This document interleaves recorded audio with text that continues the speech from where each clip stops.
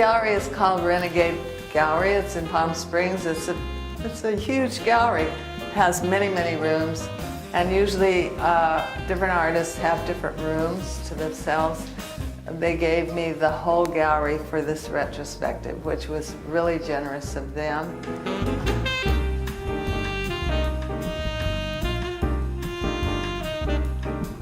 This painting is called Big Orange. I chose to stay in California to paint, even though some major New York galleries were interested in my work if I would move to New York. And I chose to stay because California is a big influence on my work, on the Earth Slide series, which is about emotional and landscape upheavals. And Big Orange is a tribute to California.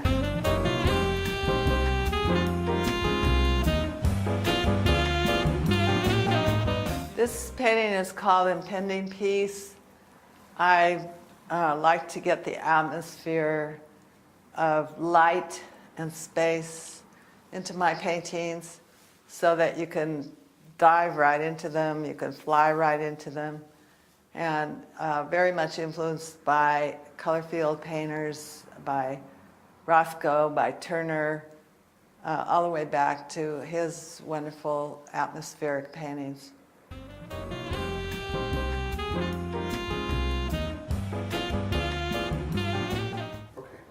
The title of this painting is Green Mountain Peace. It was inspired by trips to California, driving into the lush green. Prior to getting to California to San Francisco, I used to show at the San Francisco Museum of Modern Art, where I showed 40 years. And they were very encouraging and supportive of my work up there. So I often drove up there and showed at the San Francisco Museum of Modern Art Artist Gallery.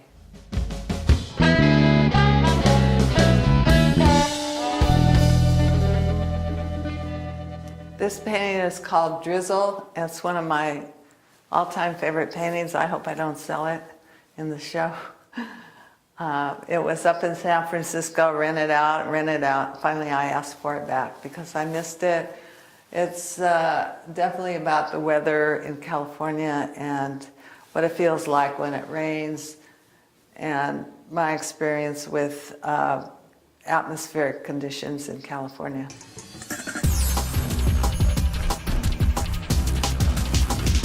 This painting is called Peace Void, Blue Sky. It's from the Peace Pieces series. The Peace Pieces series came out of the War and Peace series and was an evolution into a prayer for peace. So all these paintings are spiritual. They're a prayer for peace. And the color just flows out according to the emotions I feel.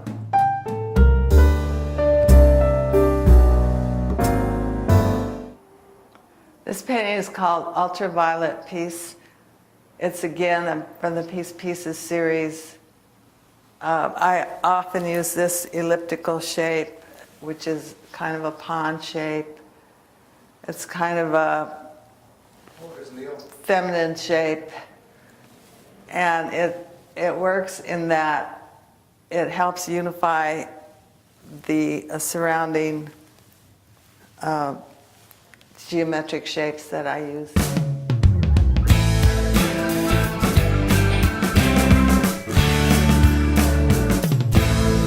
This painting is called Intersection, and I'm constantly driving around California in the freeways, and this definitely got into my art.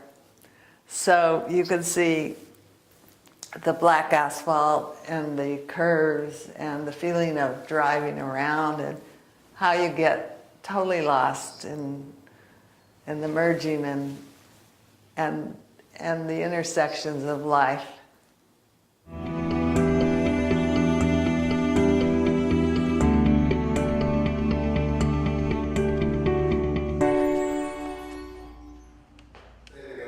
This is Coral Peace, oil on canvas. I like to work very large. I like gestures where I move my body. I have long sticks with my brushes so I can start on the floor and do arcs, and that is why you see a lot of spiral kinds of movements in my work.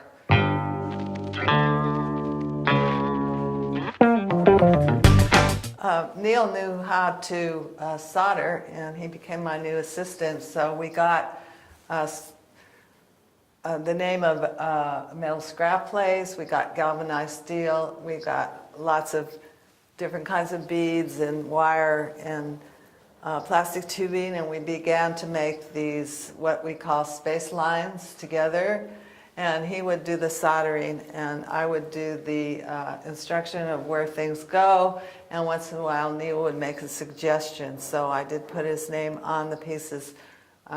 These we call space lines, and they're fun to make.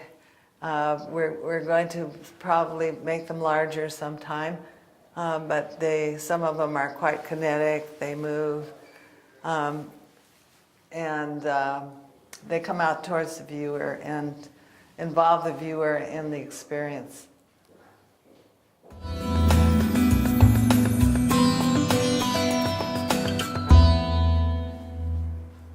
The title of this piece is Sky Piece. Again, it's about the wonderful skies we have in California, a prayer for peace. And I like the atmosphere of Turner's work, and I always try to incorporate atmosphere into my work. Some mystery, some spiritual feelings, emotion, and most of all, color.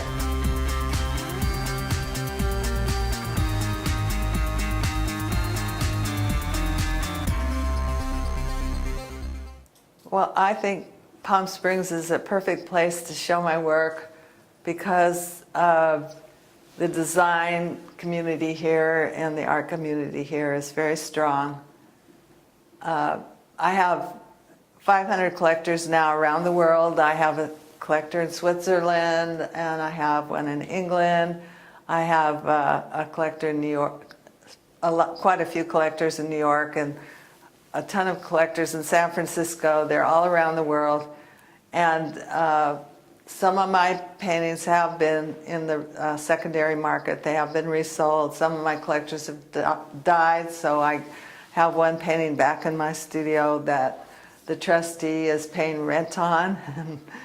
I have another huge painting in my studio that is sold, but the collector doesn't have room for it.